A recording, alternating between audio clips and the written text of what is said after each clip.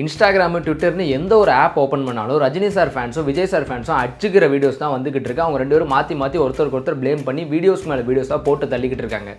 எங்க ஊருக்காரங்க எப்போ பார்த்தாலும் வெட்டு குத்துதே. இந்த வீடியோ விஜய் சார் ஃபேன்ஸுக்கு, நம்ம எல்லாத்துக்கும் தான்.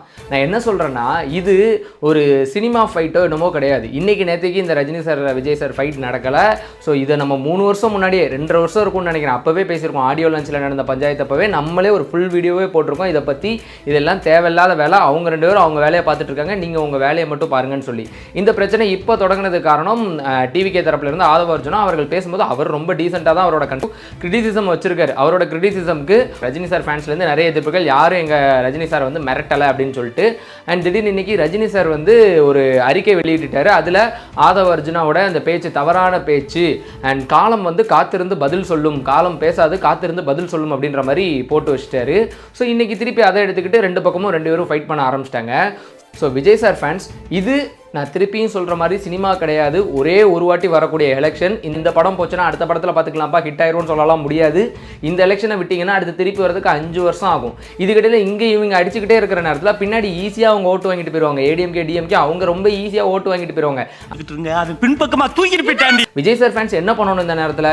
அங்கே அவர் எவ்வளோ பெரிய சீட்டில் உட்கார ஆசைப்பட்டு இருக்காரு. இந்த மாமன்னன் படத்தில் சொல்கிற டைலாக் மாதிரி தான், அவர் யானை மேலே போகலான்னு ஆசைப்பட்டு இருந்தால் இங்கே இந்த பிரச்சனையில் இழுத்து விட்டு அவரை எப்படா நான் சிக்குவேன் சேர புடுங்கலான்னு அவ்வளோ பேர் வெளியே காத்துக்கிட்டு இருக்கானுங்க.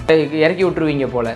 ஒரு வாட்டி தான் தப்பு பண்ணணும். சினிமாவில் இருக்கும்போது சண்டை போட்டிங்களா, ஓகே முடிஞ்சுதானா? இப்போ ஒரு தடவை தான் மிஸ்டேக் பண்ணணும், செஞ்ச மிஸ்டேக்கு மறுபடியும் செய்யக்கூடாது. விஜய் சார் ஃபேன்ஸ், நீங்கள் என்ன பண்ணலாம்? விஜய் சார் இங்கே யாரை உங்களுக்கு கேண்டிடேட்டாக நிறுத்திருக்காருன்னு பார்க்கலாம். அவங்கள போய்ட்டு ஒரு இன்டர்வியூ எடுக்கலாம். இல்லையா இது எதுவுமே வேண்டாம், பொலிட்டிக்கல் இன்ஃப்ளூயன்சர்ஸ்லாம் இருப்பாங்கல்ல, அவங்க எல்லாரோட கமெண்ட் செக்ஷன்லேயும் உங்கள் ஊரில் ஒரு பிரச்சனை இருக்கும், உங்களால் இந்த பிரச்சனையை கமெண்ட்டில் போடுங்க, இல்லையா ஒரு வீடியோவாக எடுத்து போடுங்க. அதை நீங்கள் யார் அரசியல்வாதியாக வந்தாலுமே இதை தீர்த்து வைங்க அப்படின்னு சொல்லுங்கள். இங்கே நீங்கள் இம்பார்ட்டண்ட்டாக காட்ட வேண்டியது நாங்கள் மக்களோட இருக்கோம் அப்படிங்கிறது தான். அதை விட்டுட்டு நாங்கள் ஆன்லைனில் ஃபைட் போட்டு ஜெயிச்சுட்டு இருக்கோம் அப்படிங்கிறது கிடையாது.